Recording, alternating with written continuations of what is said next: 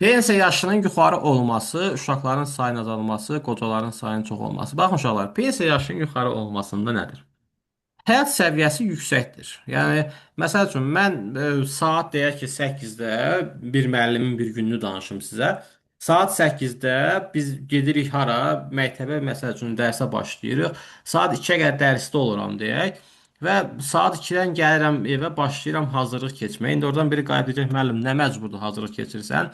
Və yaxud da ki, Təhsil Nazirliyi deyir ki, bu hazırlıqları ləğv edək, müəllimlər dərsləri məktəbdə keçsinlər. Güya məktəbdə müəllim dərs keçmir, elə bir anlayış var. İndi hər kəsin adından danışa bilmərəm, amma öz adımdan danışıram ki, məktəbdə də mən dərsimi keçirəm uşağa, öyrədirəm və öyrənir uşaqlar da. Amma vəsaitlər qane etmir deyə biz artıq hazırlıq keçməyə məcburuq təbii ki də. Yəni mənə məsəl üçün ayda deyək ki, 500 manat maaş verməsin, mənə versin 2000 manat maaş, gözüm biraz yuxarı maaşlaradır. Hə, 2000 manat maaş versin, mən də gəlib axşam burada başımı yormayım da. Mən saat neçədir? 9-dur. Məsəl üçün mən hələ oturub burada dərs keçirəm. Yəni saat 2-yə qədər saxlama məni məktəbdə, saat 5-ə qədər məni saxla məktəbdə. Deyən ki, saat 9-da gəl, saat 5-də işdən çıx, ayda 2000 manat sənə maaş verirəm. 6-da get istirahət verə. Görün mən onda bir 80-90 yaşayıram yoxsa yaşamıram? Yaşayaram təbii ki də. Çünki sən oturursan, bunu hamımız həyatımızda görəcəyiniz bir şeydir ki, indi oxuyun, qurtarın universitet özünüz də görəcəksiniz. Maddiyyatı fikirləşməyə başlayırsan. Məsəl üçün mən 5 il əvvəl müəllim olmamışdan əvvəl başlayanda bu işi sevərəkdən başlamışam, amma bir yerdən sonra necəsə oldu, mən də bilmədim onu, mən özüm də hiss edə bilmədim. Gördüm ki, artıq işim sevgidən keçib başlayıb nəyə? Maddiyyat tərəfinə yönəlmişəm artıq ki, qazanım, pul qazanım, daha çox pul qazanmağa çalışır insan artıq. Pul şirin şey deyəsən biraz. Və həyatımı başlayıram, adayıram buna. Bütün günüm bunun üzərindəyəm və artıq mənim istər-istəməz əsəb, stres, gərginlik, yorğunluq, yuxusuzluq həyatımı nədir? Orta ömür müddətimi aşağı salır. Amma getdik inkişaf etmiş ölkəyə, dedi saat 9-dan gəlişə, saat üçün 5-də çıx, həftənin 4 günü gəlişə, 5 gün işləməginə və s. bu kimi şeyləri qoydu. Yüksək maaş, get özün istirahət edəginə, həftə sonu ailə ilə vaxt keçirginə və s. və s. Bu kimi səbəblərdən biz nə etdik? Orada orta ömür müddətinin yuxarı olmağını gördük. Yəni mən hətta o qədər yəni müəllimlər görmüşəm ki, dərslərdə belə övladları kameranın qabağından belə qaçıb, belə qaçıb da yəni ki. Olur. Bu qınanacaq bir şey deyil, amma ki olur. Yəni bu insanın öz ailəsinə ayırmağa vaxtı olmur artıq. Və gəlib sənə nə deyirlər? Deyirlər ki, bura Fransadır, bura da Azərbaycandır.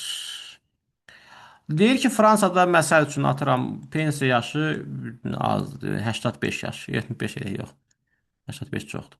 75 yaşdır. Azərbaycanda 65 yaşdır. Bir oradan çıxıb qayıt deyir ki, Azərbaycan Fransadan yerdə qalan tərəfi nədir ki? Niyə Azərbaycanda pensiya yaşı Fransadan az olsun? Qaldırın bunu edin 75 yaş. Təbii ki, də bu orta ömür müddətindən asılı olan bir şeydir. Kökənində odur, heç öz yerində. Mənim əgər ölkəmdə yaşayan insanın 50%-i 70 yaşı görmürsə, mən pensiya yaşını 75-ə qaldırmağım artıq çox gülünc bir şey olar. Yəni, bunu artırmaq mənasız bir şeydir. Yəni bunu artıranlar orada oturub artıranlar biraz gəlib bu coğrafiyanı oxuyub öyrənsə bəlkə də edəməzlər. Niyə edirlər bunu? Mən sizə coğrafi tərəfindən də deyim ki, nədir? Məsəl üçün düşünək bu ölkədə, bax sadə bir şey deyirəm. 5 nəfər işçi var, 5 nəfərlikdə iş yeri var. Bu 5 nəfər 65 yaşa gəlib çatan zaman mən bunları pensiyaya çıxardanda yerdən gələn yeni nəsil yoxdur deyə burada artıq işsizlik yaranır, yaranır. İş yerində boşluq yaranır artıq. Və nə edirəm mən? Deyirəm ki, qoy pensiya yaşımı bir 10 il artırım, yuxarı qaldırım, edim 75 yaş. Bu 10 il ərzində biraz bəlkə ölkədə əhalinin artımında falan nəsə təsir olar və gəlib o iş yerlərində işləyən yerli insanlar olar. Yoxsa kənardan gəlmə insanlar işləyə gəlib burada. Bu kimi məsəl üçün bir hadisə, bu da bir səbəbdir, yəni ki, səbəblərdən biridir bu. Mən nə etdim? Əhalimin yaş pensiya yaşında artırdım ki, yuxarı qaldırdım ki, bu özünü tənzimləsin burada. Mən nə edirəm? Mənim 65 yaşdır. Burada 5 nəfərlik iş yeri var və 5 nəfər də işləyir. Mən bu 65 yaşlı deyirəm ha, pensiyaya çıx inan. Gedir, nə bilim, nə qarır, nə edirsə, 70 yaşında da işləyir bu vicdansız. İşdən də çıxmır. Elə bir ki, yapışı oradan qopartmalıdır da, yəni yeməlidir ki, nə yox. Bu mənim də ora, mən oturmalıyam orada, mən orada işləməliyəm. Burada da 10 nəfər yetim yesir gözləyir ki, özünə iş tapsın. işləsin. Ha, bu 10 nəfər də gözünü məsəl üçün tikib bu 5 nəfərin yerinə ki, bunlar çıxıb getsəydi, nə olardı? Gedib o yana iş gəlmək üçün biz bunu görürük də. Bu faktın sübutunu mən görə bilirəm bunu. Öz peşəmdə görə bilirəm bunu. Yəni nə qədər müəllim yoldaşlar var ki, gənc müəllimlərdir, gənc savadlı kadrlardır. Demirəm, yəni yaşlılar savadsızdır. Xeyr, əstəğfurullah. Onlar da həqiqətən də yəni savad baxımından çox gözəldir təbii ki də. Amma bu insan məsəl üçün vallah billah belə yəni kimisə xətrinə dəyməsin. Bu ödəmir də, yəni ki. Bugünün tələbini ödəmir. Biz buna keçəcəyik növbəti dərslərimizdə. Bugünün tələbini ödəmir deyə bu insan çıxıb getməlidir də artıq. Bunun yerinə gənc nəsil gəlməlidir. Çünki məsəl üçün 60 yaşında bir insan hamıya şamil etmirəm təbii ki də bunu müəyyən şəxslərdən söhbət gedir. 60 yaşında bir insan kompüter haqqında heç bir anlayışı yoxdur. Və bu gün sistemlərin hamısı da onlayn şəkildə sistemlərdir. Məktəb məsəl üçün direktorlarından danışsam, bir çox direktorlar deyək ki, kompüter haqqında məlumatı yoxdur, yaşı çoxdur bu insanın, öyrənmək istəmir, adi bir sensor telefonu işlədə bilmir və kompüterdə iş görməlidir, Word-də iş işləməlidir, edə bilmir bunu məsəl üçün və nəyi qınayır? Ölkədəki vəziyyəti qınamağa başlayır artıq. Və haqsız yerə edir bunu təbii ki də. Ha, mən nə edirəm?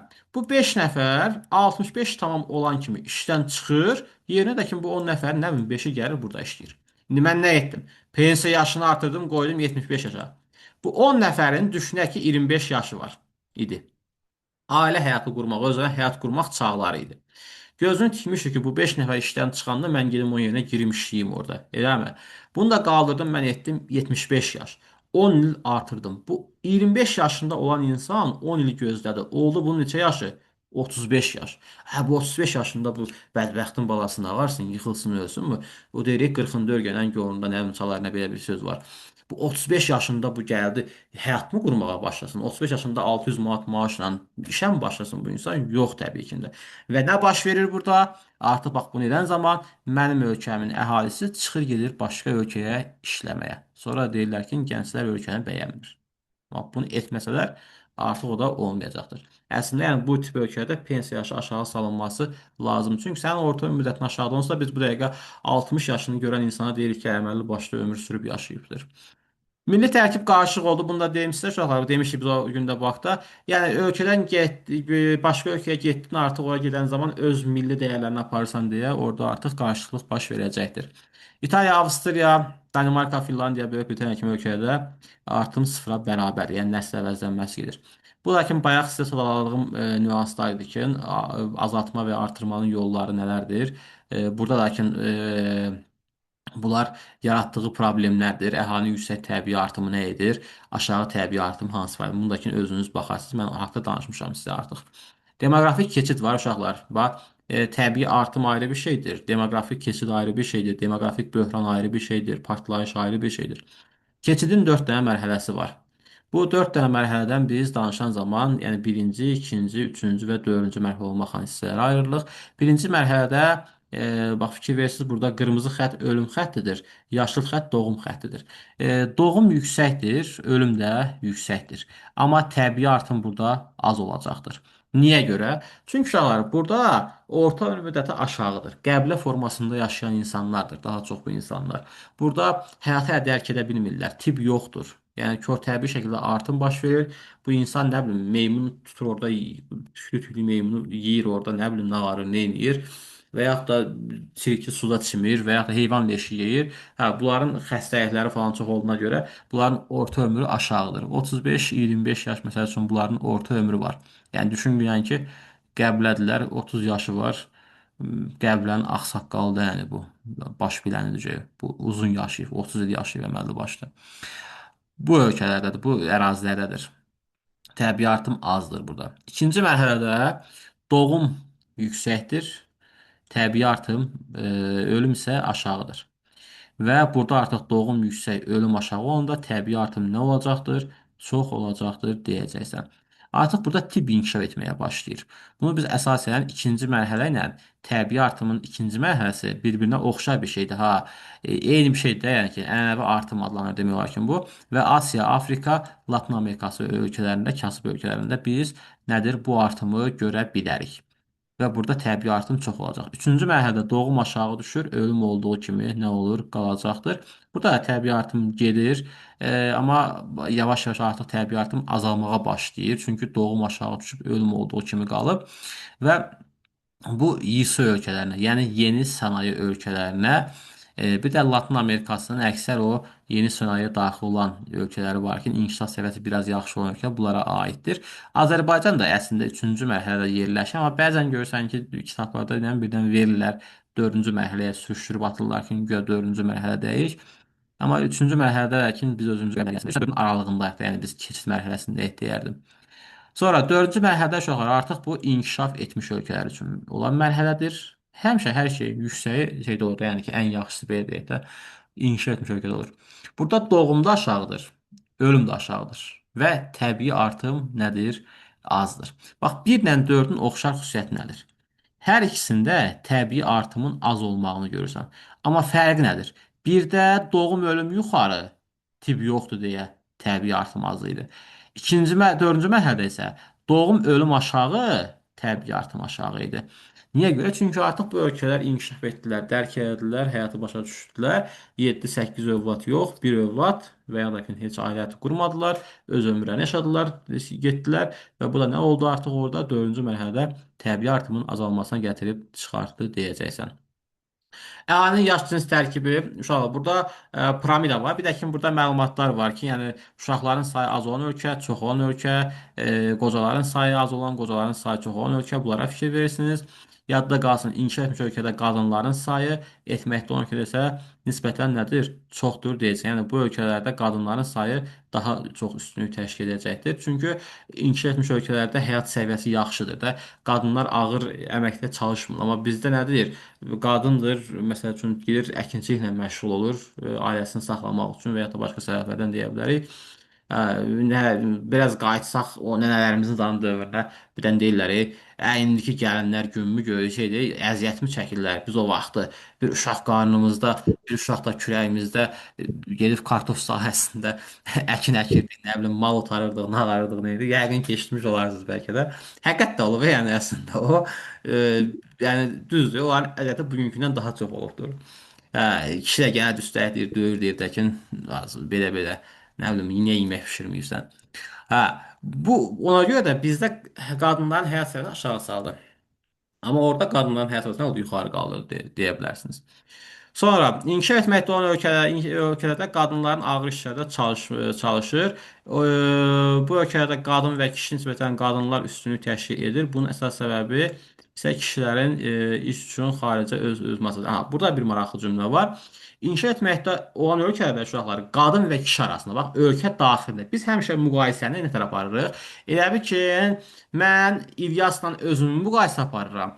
Bir də mən öz ailəmin daxilində özümü müqayisə aparıram.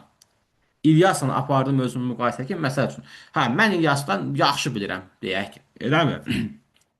Öz ailəmin daxilində apardım ki, hə, mənim qardaşım məndən yaxşı bilir.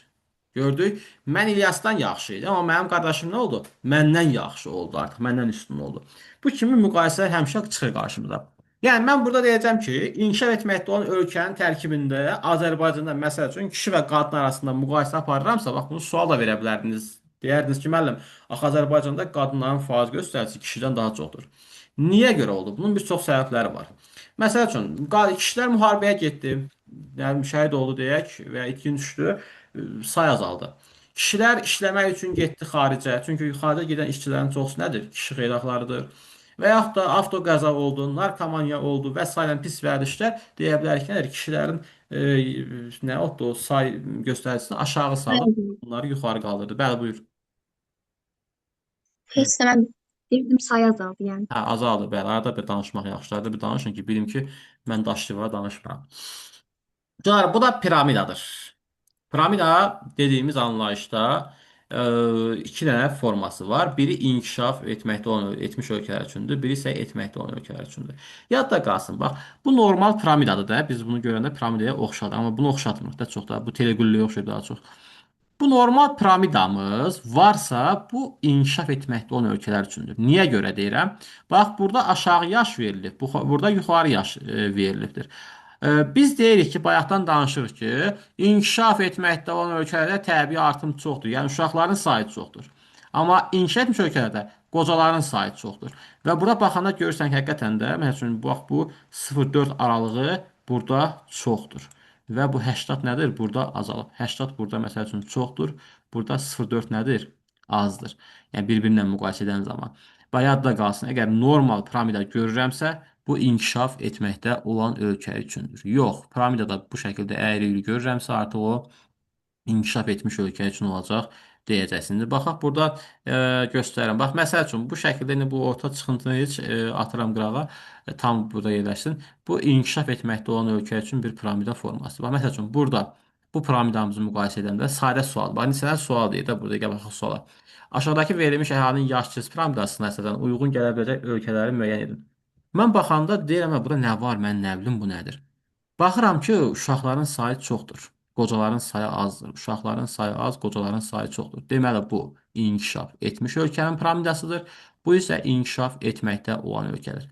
İndi mən tanımıram da deyək, ölkələrin hansıdır. Amma ən azından baxanda mən bilərəm ki, də Böyük Britaniya inkişaf etmiş ölkədir. Nə bilim, burada ABŞ inkişaf etmiş ölkədir. ABŞ inkişaf etmiş ölkədir. Yəni Rusiya etməyib, Vyetnam etməyib. Həmən ikinci sıraya nə götürməliyəm? İnkişaf etmişlər. ABŞ, Yaponiya, Almaniya inkişaf edib. Misir, Suriya, Meksika. Vsyo.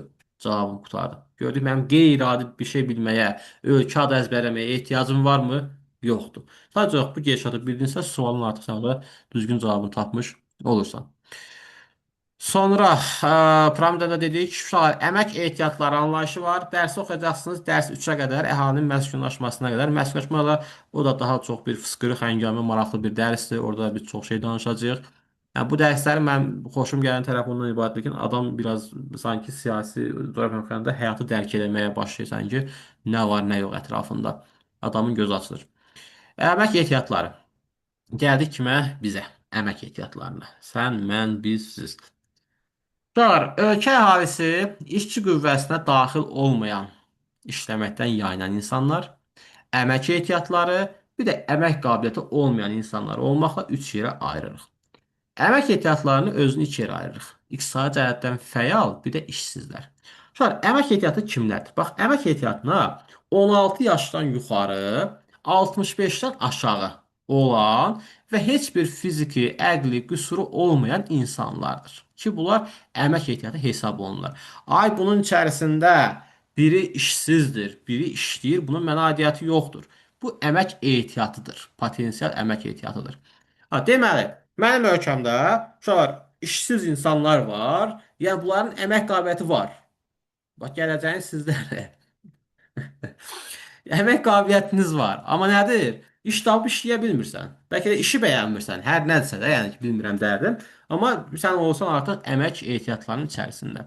Bir də iqtisadi cəhətdən fəal əhali. Başa, fəal əhali nədir? Məsələn, mən fəal əhaliyəm, dövlət işində çalışıram. Və yaxud da sən deyək, özəl bir sektorda çalışırsan, fərqi yoxdur. Yəni, əmək qabiliyyətin var, özəl və ya dövlətdə çalışırsansa, yəni dövlət səndən vergi alırsa, əgər sən vergi ödürsənsə, artıq sən nə olursan? İqtisadi cəhətdən fəal əhali. İşdən yayılanlar var. Hə, bunlar bilirsən nədir? Bunlar çox gözəldir. İşdən yayılan insanlar kimlərdir uşaqlar? Və məsəl üçün, bir çoxumuzun valideyni, deyək ki, anamız işləmir, evdar xanımdır. Bizdə var ya, biraz da şeydə, mental dəyərlərimizdə, məsəl üçün, son vaxtlar biraz onu yenirik deyəsən. Bu qadın xeyli ağı işləməz, evində oturar, uşaqlarına baxar, bu kimi şeylər var, anlayışlar var. Bu işləmir və olur işdən yayınan insan. Çünki bu insan çox şükür də, yəni heç bir fiziki bir qüsuru yox, əqli bir qüsuru yox, yəni ağlı başında insandır, amma işləmir. O evdar qadındır. Bax, bu artıq işdən yayınan insandır. Və yaxud da ki, mənim papamın gül balasıyam da mən. Altımda nə bilim 100 minlik maşın var. Papa da puldan göndərir, xərcləyirəm özüm üçün. Niyə işləyirəm ki? Mən oldum artıq nə? İşdən yayınan bir insan oldum artıq. Yəni işləmədim. Əmək qabiliyyətim var, amma işləmədim. Əmək ehtiyatlarına daxil deyil. Bunu da əzbər bilmək lazımdır. 16 yaş çatmamış uşaqlar, 65 yaşdan yuxarı olan pensionerlər, fiziki əqli qüsuru olan insanlar, xüsusi məntəqədə olan insanlar, ruhi xəstələr məsəl üçün, buna biz lord dildə dəli deyə bilərik də, yəni ki belə. İşdən yayılanlar bu da ki, əmək ehtiyatlarına daxil deyillər artıq. Əmək ehtiyatlarını bildik. İqtisadi cəhətdən fəal bildik. İşdən yayınan insanları bildik. İşsizləri bildik nədir? İşsizliyin səviyyəsinin tapılması qaydası. Bu çox istifadə etmirik biz. Yəni bilin, belə getsin sadəcə olaraq. İşsizliyin tapılması düstur, amma bunu əzbər bilmək lazımdır. Çünki bizim bir çox məsələlərimizdə bu sualdan istifadə edirik. Deməli, 100% bərabərdir. Yəni, əmək ehtiyatları bərabərdir. İqtisadi cəhətdən fəal plus işsizlərə. Demək, əmək ehtiyatları bərabərdir nəyə? Fəal əhali üstə gəlinsin işsiz əhaliyə. İndi buna aid suallar var burada. Gəlin bir dənə görək, vaxt edib baxa bilirik, onu tapa bilirəmmi suallardan bir dənəsini. Məsəl üçün, bax, burada belə bir sual var. Bunun bir dənə ifadəsi var idi. Onu tapsaydım, onu izah edərdim sizə. Orada tamamlayardınız. Sualları da hər il yeni dəyişirlər elədir ki. No. Hə, buradadır, 70-ci sual. Bax, ölkədə işsizlik 32%-dir. İqtisadi cəhətdən fəal ahali isə 17 milyon nəfərdir. İndi bu ən sadəsidir, yəni bu sualın. Demək, mən bilirəm ki, əmək ehtiyatı var. Fəal var, işsiz var. Və hər zaman əmək ehtiyatı 100%-dir. Niyə görə? Çünki mənim fəal əhalim də var, işsiz də var. Mən bilirəm ki, fəal və işsiz nədir? Əmək ehtiyatı deməkdir də. Demək, həmişə bu 100% olacaqdır. Yəni bunun içərisində işsiz də var, fəal da var. Mən həqiqətən bunun içərisində ruhi xəstəni salmıram ki, bu ikisi varsa həmişə 100%-dir. Deməli, 100% o zaman bərabərdir nəyə? Ölkədə işsizlik 32%-dir. Fəal isə 17 milyon nəfərdir. 17 üstə gəlinsin 32%-ə. Düzdür, riyazi cəhətdən düz bir qayda deyil bu. 100% bərabər oldu. 17 üstə gəlinsin 32%-ə. Buradan isə 17 bərabər neçə faiz edir? 100-dən çıxanda 32, 68% edəmi? 68%. Vəsyo. Bizdən nə istəyir? Əhalinin ümumi sayı. Həmişə yadda qalsın, ümumi əhaliden biz danışırsa, ümumi əhali neçə faiz olur? 100% olur. Biz 100% tapmalıyıq. Bu da x də bərabər nəyə? Bu səhv etməmsə 25 olur desən cavabda. Elə bir şey var. Bəli. Ha, Bəli. başa düşdük. Ya bax budur. Bunu mən sizə oturub bu sualı digər variantla izah edə bilərəm.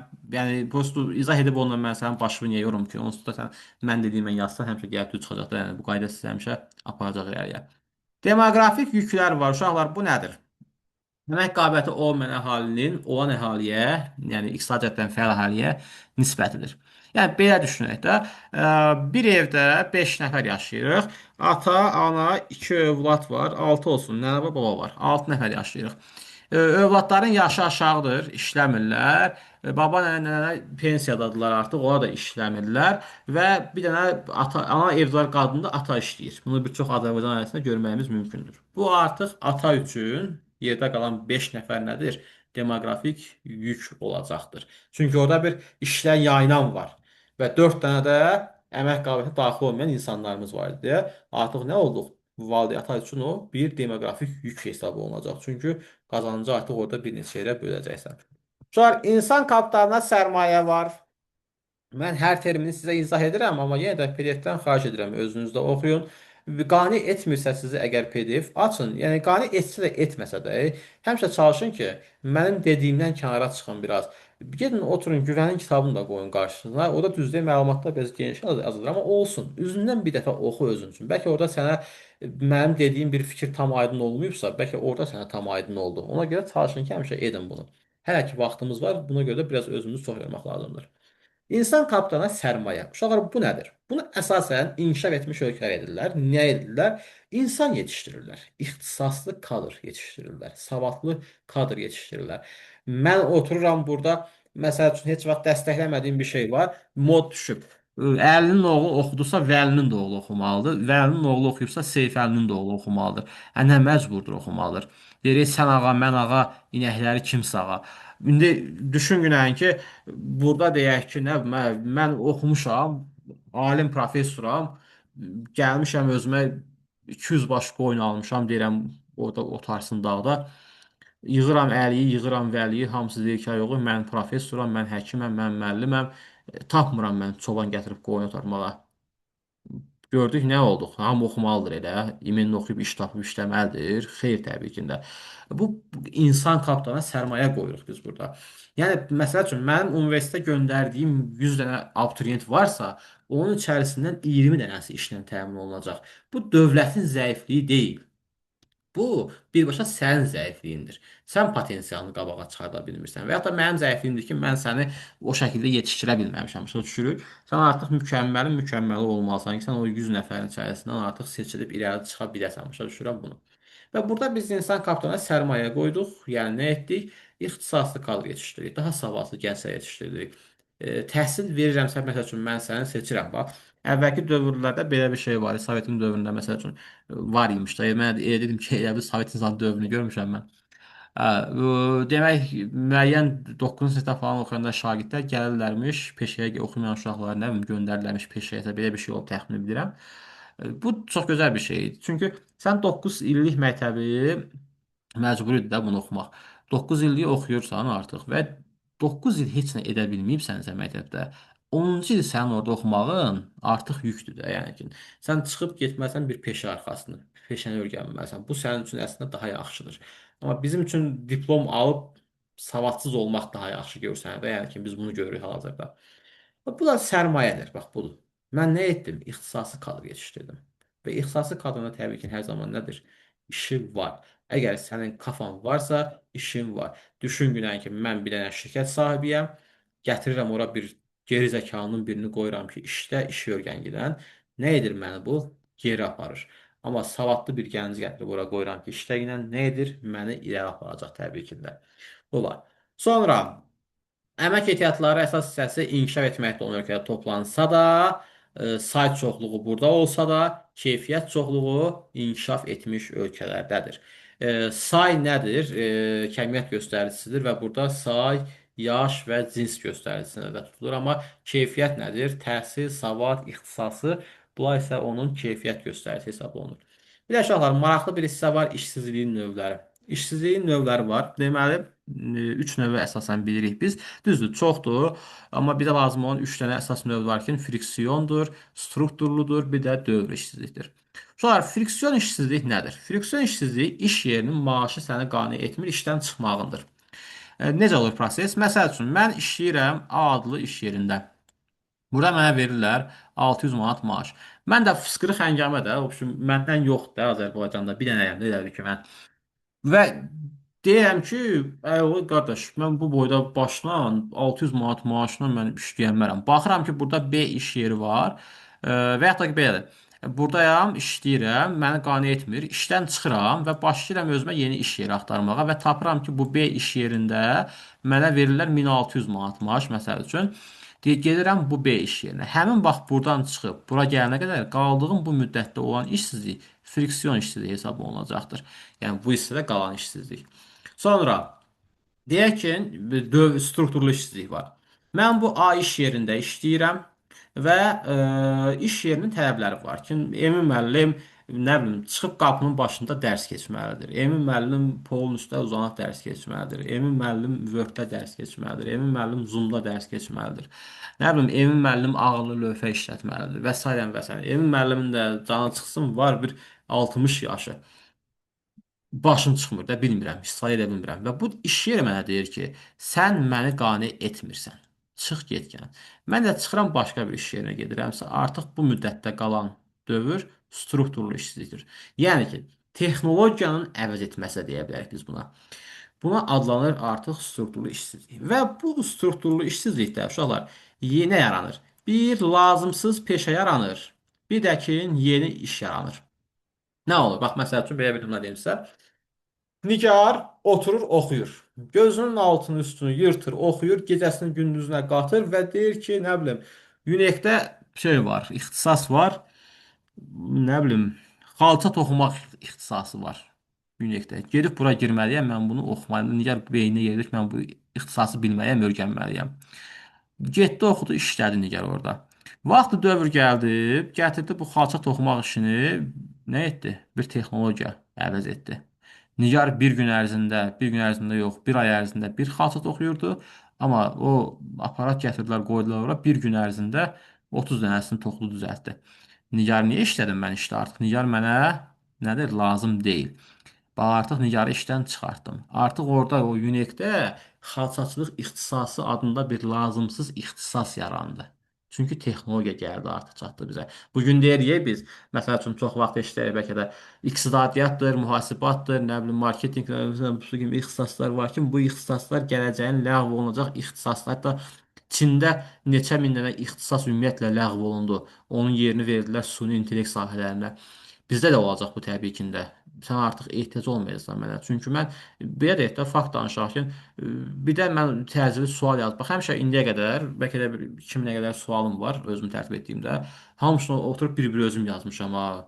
Amma birdən olur sual lazım olur təcili də uşağa göndərməliyəm. Görürəm valla ChatGPT yazıram ki, qardaş orada mənə şeydə də bir 10 dənə belə sual düzəlt. Yəni sualın tipini atıram, 10 dənə sual düzəlt. Uşaq orada düzəltdi.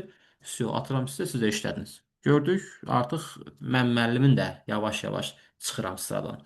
Girirəm internetə yazıram ki, orada məsələn bu günlərim evində oturmuş bir insan, aylıq ağlı başında hardasa belə deyim, ağlı başında deməyim, vəzifəsi çıxır, məsuliyyətini dərk edən bir insan olsa əgər, onun hazırlığa getməyə ehtiyacı yoxdur. Çünki valla mənim səhvimdə məsəl üçün, elə mən yeni başlamışam YouTube kanalına, bütün dərsin izahları hamısı var deyək ki, və ya digər müəllimlər olsun ki, var. Bütün fənlər var. Otur evində oxu. Elə bir dövr gəlib artıq. Yəni lazımsız yarandı və yeni iş yarandı. Məsəl üçün, mənim burada müəllim işləyirdim. Elektron lövhə işlədə bilmədim deyə mən işdən çıxdım. Mənim yerimə o gəldi, o işlədi elektron lövhə və mən gəlib evdə boş mu otururam? Xeyr, boş oturmuram. Başlayıram toxuculuq edirəm özüm üçün. Mən başlayıram burada ayaqqabı təmiri edirəm. Mən başlayıram burada dəri təmizləyirəm və ya da başqa hər hansı bir iş görürəm. Orada bir santexnik işləyirəm, mən başqa bir şey edirəm və yaxud da ki. Artıq nə etdim? Özüm üçün yeni bir peşə yaratmış oldum. Yadda qalsın uşaqlar. Friksiyon və strukturlu işsizlik olan zaman biz bu işsizliklərə tam məşğulluq, təbii işsizlik deyirik və bu tam məşğulluq hesab olunur. Niyə görə? Yəni biz bunu işsizlik sırasında saymırıq. Ölkədə əgər bu iki dənə işsizlik varsa, bu ölkənin məsəl üçün deyək ki, bir ölkədə 8% işsizlik varsa əgər, bu ölkədə friksiyon və strukturlu işsizliyi mən saymıram. Niyə saymıram? Çünki hər ikisində iş yeri var. Birincisində iş yeri var idi, iş yeri bağlanmadı ki, bağlanmadı. Mən iş yerinə dedim ki, sən məni qane etmirsən. Mən çıxdım. İş yeri qaldı orada. İkincisində isə iş yeri var idi. İş yerini mən qane etmədim bu səfər. Məni çıxartdılar işdən. Ona görə də iş yeri qaldığına görə, yəni ki, səhərsi gün bu sahədə gəlib daha savadlı bir insan işləyə bilərdir. Və buna görə nə oldu artıq? Bu təbii işsizlik tam məşğulluq hesab olundu. Dövrü işsizlik nədir? Dövrü işsizlik elə bil ki, 30 min manat şey götürsən, kredit sən də vurub işdən çıxarıblar, iş yeri bağlanıb, bankrot olubsan, yəni kəndir taxıbsan, boynuna şey axtarırsan, öz basmağa bir dənə yer axtarırsan. Yəni belə bir şey də. Bu nədir? Artıq burada ölkədə nə bilim inflyasiya gedir, pul dəyərdən düşür, şirkət inflyasiyaya məruz qalır, ölür, bağlanır, qurtarır, gedir və sən artıq burada həqiqətən də işsiz qalırsan. Bir də uşaqlar var, nə bilim, məsəl üçün, bilmirəm, o sualı sən burada verməmişəm mən. Yoxdur, elə yaxşını verməmişəm. Gizli işsizlik var, durğunluq falan belə şeylər də var. Və yaxud da ki, mövsümi işsizlik var. Bunlar sadə şeylərdir. Testlərə falan düşmür, düzdür. Mövsümi işsizlik nədir? Məsəl üçün, mən kartofçuluqla məşğulam. Bunun bir mövsümü var da, bir ay, 2 ay. Hə, kartofu çıxartdım, apardım, satdım, pul qazandım. Bu oldu mövsüm ərzində işlədim, bir mövsümdə işsiz qaldım. Nə bilim, elə işlər var. Mən üçün turizmlə məşğul olan insan, dağ turizmlə məşğul olan bir insandır. Yayda qəşəng işləyir, qışda məsəl üçün zəiflik olur artıq. İnsanlar gəlmir istirahətə. Gədəbəyin özündə məsəl üçün yayda halinin sayı artır, qışda halinin sayı azalır. Niyə? Çünki burada artıq o mövsümi işsizlik gedir. Şey var, durğunluq var, gizli işsizlik var. Gizli işsizlik nədir? Məsəl üçün ayda 500 manat dövlətdən pul alırsan, amma 1000 manat da xərcin çıxır. Artıq burada bir gizli bir işsizlik var. Və ya da ki, nə bilim, insanlar var ki, heç bir dövlət işində işləmir, nə qədər tanıyıram, dövlət işində işləmir, amma yaşayır. Nə bilim, mal heyvan saxlayır, bir şey edir, bir təri gününü günə satıb yaşayırlar. Bax, bunlar da var. Gastarbeiter var. Bu qonaq işçilərdir, əcnəbi işçilər deməkdir. Almaniya, Lüksemburq və İsveçrə kimi ölkələrdə biz bunu görə bilərik. Əhalinin məskunlaşmasına görə olan hissəni oxuyursunuz. Maraqlı bir mövzudur deyə düşünürəm mən. Çətinliyinizi də düşünmürəm ki, burada olsun. Növbəti dərs izahı verəcəm. Orada onu bugün verməyəcəm.